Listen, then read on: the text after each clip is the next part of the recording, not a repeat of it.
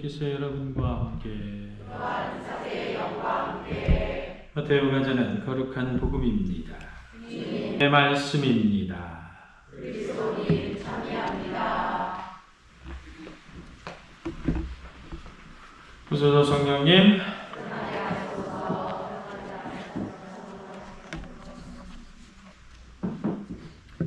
오늘 성경 공부는 요셉, 그래서 복음도 오늘 요셉 복음 읽었습니다. 혹시 여기 형제님들 중에 요셉 쓰세요? 요셉이. 나 요셉이라고 많이 얘기했었는데 요셉 없어요? 요셉피나 없어요? 준산동은 특별한 이름들 많으나? 요셉 없는 본당이 없는데. 교황레오 13세 교황이 요셉에 대해서 이야기했을 때 세계의 그리스도 백성한테 성모 마리아와 함께 요셉에게도 열렬한 신심과 깊은 신뢰를 가지고 그 중재를 기원하는 습관을 몸에 지니지 않으면 안 됩니다. 라고 이야기를 하셨었습니다. 교황 바오로 6세께서는 요셉은 그리스도의 보호자, 그리스도가 이 세상에 오셨을 때의 보호자이십니다. 요셉은 동정녀 마리아의 보호자, 성가정의 보호자, 교회의 보호자, 모든 일하는 사람들의 보호자이십니다. 그래서 우리 모두도 말할 수 있습니다. 요셉은 우리의 보호자이시라. 요셉 앞에는 수식어가 많이 붙죠. 요셉의 직업이 무엇이었습니까? 목수였죠, 목수. 그래서 목수로서의 요셉, 목수가 맞았을까? 그때 당시에 목수 흔한 직업은 아니었거든요. 석공이었다는 얘기도 있긴 한데 어찌되었든 목수로서의 요셉. 살던 곳이 나자렛이었어요. 나자렛 사람으로서의 요셉. 또 성요셉 성인이 축일이 3월 19일이기도 하지만 5월 1일 날 또 축일이기도 해요. 그렇죠? 왜냐하면 노동자를 대표하는 노동절이 5월 1일이잖아요. 그래서 여러분들 언제 노동자로서의 요셉이라고 칭호를 받습니다. 이처럼 앞에 칭호가 많이 들어간다는 것은 그분의 역할이 대단히 다양했었다라는 것. 그런데 이렇게 복음 안에서 드러날 수 있는 것, 우리가 쉽게 알 수 있는 것, 이런 것만을 생각하면 요셉에 대해서 안다라는 게 좀 그렇지 않아요? 그래서 여러분들 요셉에 대해서 좀 상상력을 펼칠 필요가 있습니다. 이스라엘 시대에 몇 살쯤에 결혼했냐면 16살에서 20살 사이에 결혼을 하라고 이야기를 했어요. 그래서 여러분들 마리아 보면은 아주 앳된 모습에 두건을 쓰고 있는 소녀로서 표현되는 경우가 많이 종종 있잖아요. 그렇죠? 지금 여러분들 16살이면 몇 학년입니까? 중학교? 3학년이에요. 중3 아이 이렇게 생각하면 되는, 그때 결혼했다라는 거예요. 남자도 그럴 거라고 생각하는데 보호자로서의 측면이 강하다 보니까 교회의 전승 안에서는 엄청나게 좀 요셉은 나이가 많은 것처럼 표현되기도 합니다. 그래서 말 그대로 아주 앳된 마리아와 나이 많은 수염이 덥수룩한 요셉으로 성화가 그려지기도 하는데 그거는 그냥 사람들이 일반적으로 생각했었던 것이었을 것이고, 당대 이스라엘 백성에 있어서 그 나이 때쯤 결혼했으니까 20살 정도에 있는 말 그대로 혈기왕성한 엄청나게 말 그대로 이제 결혼을 하면서 새 삶에 대해서 희망과 꿈을 꾸고 있었던 한 젊은 청년이 아니었을까. 지금 20살 젊은 청년들 생각하면 비슷하지 않을까 싶은 생각이 듭니다. 자기가 결혼할 여자가 근데 애를 가졌대요. 그 20살 청년의 마음이 어땠을까요? 여러분들? 그 관점에서 한 번쯤 생각을 해보면 이 요셉이라는 사람이 얼마만큼 대단했던 사람인가를 알 수 있을 것 같아요. 2000년 전 고대 그 근동지방 안에 있어서 여러분들 우리가 늘상적으로 알고 있지만 4,000명을 먹이신 기적, 5,000명을 먹이신 기적 했었을 때 사람 숫자 셀 때 여자 셉니까? 안 셉니까? 안 세잖아요. 남자 그것도 장정만 세잖아요. 어린애도 안 세고. 말 그대로 당대에 있어서 사람 취급받았던 건 누구예요? 남자밖에 없었다는 거예요. 여자는 다 소유물에 불과했었던 거죠. 지금도 그런 관습들이 많은데 지참금 주잖아요. 그렇죠? 결혼할 때 상대방 그 여인의 부모에게 지참금 주죠. 그게 뭡니까? 사오는 거잖아요. 사오는 개념, 그런 개념이 아직까지 남아있어서 그런 건데. 말 그대로 고대 2000년 전에 고대 근동 지방 안에서 남자만이 사람 취급을 받고 있을 수 있었던 거기에 어떤 거였냐면 완전한 율법에 사로잡혀 있는 시기. 정치와 종교가 분리되지 않고 있었었던 것들. 바리사이파나 사두가이파드가 예수님을 통해서 엄청나게 질타를 당하고 있었던 것이 무엇입니까? 여러분들? 왜 그 사람들이 그렇게 예수님께 질타를 당합니까? 엄청나게 막 독사의 족속들아 이렇게까지 혼나잖아요. 이유가 뭐예요? 오늘날에 비슷하잖아요. 그렇죠? 오늘날 우리나라에 있어서 우리나라 망치고 있는 사람들이 있잖아요. 그렇죠? 몰라요? 모르는 사람 이상한 사람이지. 어떻게 망쳐요? 집단화, 카르텔, 우리가 흔히 듣는 카르텔.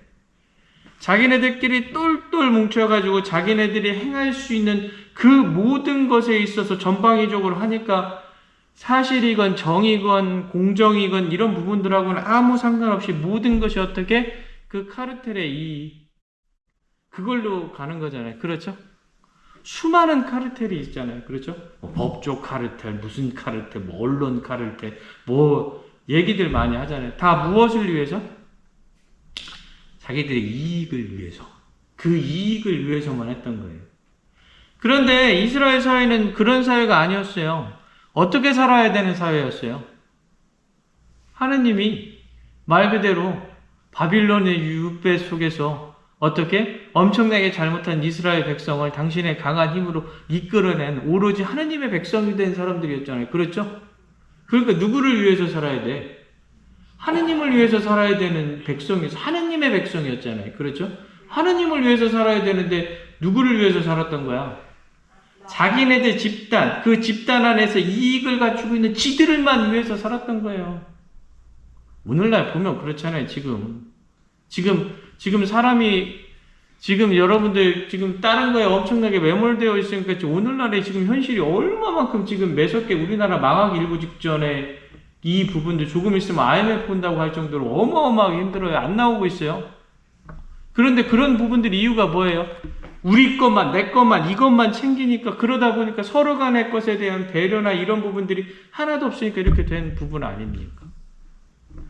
당대에 있어서도 요셉은 남자라는 카르텔, 율법을 지키고 있다라는 카르텔 어느 정도였냐면 이 요셉이 얼마만큼 대단한 사람이었냐면 말 그대로 사람 다 데리고 호적 등록하러 예루살렘까지 가잖아요. 그렇죠? 자기 식구들 다 데리고. 그러니까 이 사람 엄청나게 대단했던 사람이에요. 그 사람이 어떻게 율법에서 가장 금기시키고 있는 아비를 모르는 애를 가진 여자를 아내로 맞아들이게 생긴. 그러면 자기들이 속해 있었던 가장 강력한 프레임에 그 반대의 부분에 서게 되는 거예요. 요셉은 어떻게 합니까?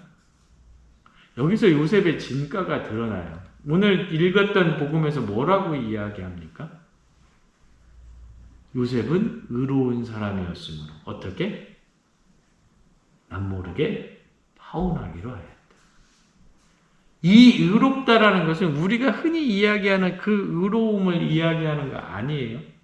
어떤 의로움입니까? 오늘 복음 안에서 나타내는 의로움은 진짜 의로움이에요. 지들만 원하는 뭐 법, 검찰 이런 애들 요즘 하고 있는 그런 행태의 의로움이 아니에요. 지들만 하는 의로움, 그런 의로움이 아니에요. 어떤 의로움이에요? 오로지 하느님만을 섬기겠다라는 의로움이에요. 그래서 어떻게? 자기가 이 여자가 나랑 이 여자가 결혼하려고 하는 여자인데 이 여자가 내가 아버지가 아닌 애를 가졌습니다. 저는 이 아버지가 누군지 모르겠습니다. 그럼 어떻게 됩니까? 마리아 16살의 크고 따온 소녀가 길거리에 끌려 나가요. 네 아버지가 누구냐? 제 아버지는 이 아이의 아버지는 하느님입니다. 그럼 어떻게 될 것 같아요? 네? 하느님의 희응자만 나오는 순간에 돌에 맞아 죽는 거예요. 여러분. 그래서 어떻게? 이 요셉의 말 한마디, 행동 하나하나로 마리아의 생명을 살릴 수 있느냐 죽일 수 있느냐였다는 거예요. 당대의 기득권, 당대의 프레임에 사로잡혀 있는 사람들, 내 권한만 가지고 하려고 하는 사람들은 어떻게 했다? 말 그대로 마리아를 치고받았을 거예요. 마리아 죽여라. 어떻게 감히 나의 이 최고의 꿈을 어떻게 이렇게 할 수 있느냐 그랬었을 거예요. 그런데 어떻게? 요셉은 정말로 의로웠던 사람이에요. 내가 속해 있었던 이 집단, 내가 지금 누리고 있는 이 권력의 한 부분이 의로운 것이 아니라 진정으로 중요한 것이 무엇이냐? 사람을 사랑하시는 하느님의 그 말씀을 지키는 것이 의로운 것이 아니겠느냐? 사람을 살리고자 하셨던 하느님의 모습을 담는 게 의로운 것이 아니었겠느냐라고 생각을 하고 있었던 거예요. 그래서 어떻게? 마리아를 보호할 수 있었던 거예요. 그게 남모르게 화원하기로 하였다라는 것. 그래서 어떻게? 당대에 가지고 있었던 모든 기득권과 가지고 있었던 그 카르텔을 어떻게 보면 스스로 부정하고 바꾸고 있는 거죠. 이 모습을 보면 예수님의 양아버지가 될만합니까? 안 될만합니까? 될만하죠. 그런데 이것에 대한 선택은 누구의 몫이었다? 본인 스스로의 몫이었다. 그럼 우리 역시도 그런 초대에 응하고 있느냐라는 것을 생각을 해봐야 된다라는 겁니다. 요셉의 그런 모습을 생각해 보는 것이 어떻게 보면 예수님으로 말미암아 새 시대가 창조되고 있었던 거기에 가장 훌륭하고 가장 최고의 보호자로서 어린 예수님이, 말 그대로 어린 예수님이 1살, 2살 때부터 나는 하느님의 아들이니까 이렇게 하고 있었을까? 아니었을 거거든요. 그런데 어떻게 그 예수님을 보호하고 가르치고 말 그대로 세상 안에 나올 수 있도록 모든 것을 만들어 주시고, 아들은 아버지를 닮는다라고 이야기하잖아요. 그래서 어떻게 보면 그 요셉의 그 의로웠던 품성이 바로 예수님 안에서 드러나고 있었던 부분들. 이 모든 것을 예비하셨던 하느님의 섭리하심이 요셉에게서 드러나고 있는 것이 아니겠습니까? 요셉은 어떻게 그래서 마리아와 똑같이 자신의 숙명을 받아들이는 것. 그 받아들임의 결과는 어떻게 됩니까? 엄청나게 부귀영화가 오나요? 엄청나게 대단한 사람으로 하는, 요거 제가 오늘 복음 읽은 거 딱 요만큼 드러납니다. 요셉. 복음서에서 아무것도 전달해 주지 않아요. 언제 죽었는지도 몰라요. 그러나 중요한 것은 마리아가 예수님이 공생활을 시작하기 전까지 말 그대로 최고의 보호자가 되어 주었다라는 사실만큼은 부인할 수 없는 사실이 되는 겁니다. 어떤 부귀영화도 누리지 못하고 어떠한 삶에 대해 영광도 없었지만 자기가 받았었던 그 모든 것을 받아 안음으로써 말 그대로 어떻게 하느님의 가장 고귀한 뜻을 함께 지켜나가는 보호자가 되었다. 그래서 요셉은 방금 전에 읽었던 바오로 6세 교황님의 말씀처럼 교회의 보호자가 될 수 있었던 겁니다. 그래서 우리가 흔히 순명이라고 이야기하면 마리아의 모습만을 생각하는 경우가 많이 있는데, 이 마리아의 모습과 더불어서 요셉의 역할도 대단히 중요했었다라는 사실을 반드시 기억해야 됩니다. 세상에 내려오게 만든, 세상에 하느님의 육화하심이, 임마누엘 하느님이 오게 만드신 가장 근원적인 역할을 마리아가 했다면, 그 임마누엘의 예수님이 세상 안에 드러나서 예수 그리스도가 되기까지 그 모든 것을 보호하고 지켰던 분은 누구였다? 요셉 성인이었다 라는 것을 기억해야 되는 거예요. 그래서 여러분들이 스스로 요셉 성인이 되어야 된다라는 겁니다. 여러분들도 그렇게 하실 수 있겠죠? 그렇게 만나실 수 있겠죠? 그렇게 받아들이실 수 있겠죠? 쉽지는 않아요. 쉽지 않고 나한테 드러나는 것도 없고 칭찬도 오는 것도 없고 특별할 것도 없고 말 그대로 힘든 일만 있고 희생만 있을 수밖에 없어요. 뭐 여담으로 막 그러잖아요. 막 거기에 뭐 마리아 예수님의 친척 누가 있었고 뭐 어쩌고저쩌고 얘기하니까 뭐 마리아가 예수님을 낳았지만 나중에는 요셉과 결혼했으니까 뭐 요셉의 뭐 아들도 낳고 딸도 낳고 그랬을 거라고 생각하잖아요. 막 그런 얘기도 막 하고 그러잖아요. 그럼 뭐 아무도 모르는 얘기지만 솔직한 얘기로 그 또 한번 그거 얘기해 볼까 한번. 마리아가 애를 낳아서 요셉과 결혼했었을 때 예수님의 말 그대로 동생 아니요? 동생이 있었으면 예수님이 십자가에서 돌아가셨을 때 집도절도 모르는 그 요한이라는 제자한테 자기 어머니를 맡겼겠어요? 예? 의미가 없는 말이지. 왜 요한한테 맡겨? 자기 동생한테 맡겨야지. 그러니까 말도 안 되는 얘기죠. 그런 거는 세상 사람들이 가십거리 만들어내는 게 좋아하는 사람들이고 결국에 평생의 동정으로 사셨던 마리아. 그 옆에서 평생의 동정으로 예수님만을 지켰던 요셉. 그래서 여러분들 성가장이 되는 겁니다. 정말로 어렵고 힘든 일이었겠죠. 모든 것에 있어서 이 세상 안에서의 모든 것과 반대로 살아야 됐었던 요셉. 그러면서도 어떠한 부귀, 어떠한 영화, 어떠한 칭찬도 듣지 못했었던 요셉의 마음. 그 마음을 우리 안에 간직할 수 있어야 된다라는 거죠. 우리가 교회 생활 많이 이렇게 하다 보면 칭찬 같은 거 받고 싶어 하시잖아요. 그렇죠? 아니에요? 칭찬 안 해줘도 되겠네. 칭찬도 받고 싶고 때로는 인정도 받고 싶고 때로는 잘한다라는 소리도 듣고 싶고 그런 거 많이 하죠. 그러면은 칭찬 받고 그러면서 봉사도 많이 하고 그러는데 말 그대로 그것을 받기 위해서 하는 것은 아니다. 중요한 것은 어떻게 하나님께서 나에게 원하셨던 일이니까. 하나님께서 나에게 섭리하신 일이니까. 그것을 받아들인다라는 사실 자체 하나만이 내가 교회 안에서 하고 있는 모든 것에 의미가 된다. 그것이 우리가 나아가야 될 부분이고 요셉 성인을 바라보면서 만나게 되는 부분이다라는 거죠.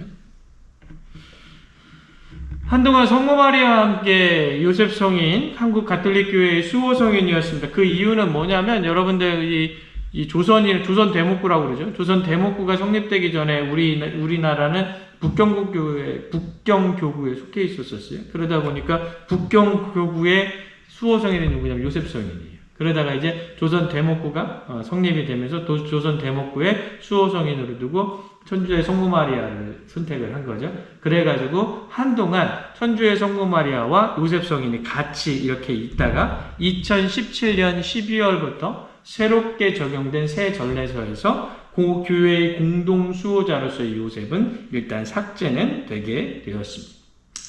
근데 이제 여러분들 우리 삶 안에서 이렇게 살펴보면 요셉이라는 것이 단순히 뭐 전례적이나 이런 부분들 안에서 드러난다, 말한다, 안 한다 이런 모든 걸 떠나서 우리의 삶 안에서 늘상적으로 생각해 봐야 되는 보호자로서의 요셉의 모습을 다시 한번 꼭 기억해 볼 필요가 있다라는 것 생각해 보셔야 됩니다. 시간이 좀 지나서 복음 안에서 나타난 요셉은 또 다음 시간에 하도록 하겠습니다.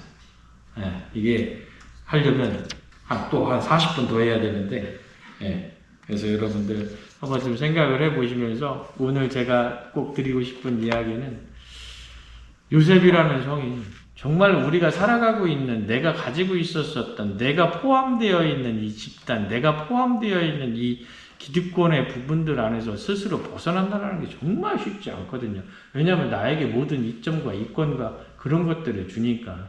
그런데 오직 요셉은 어떻게?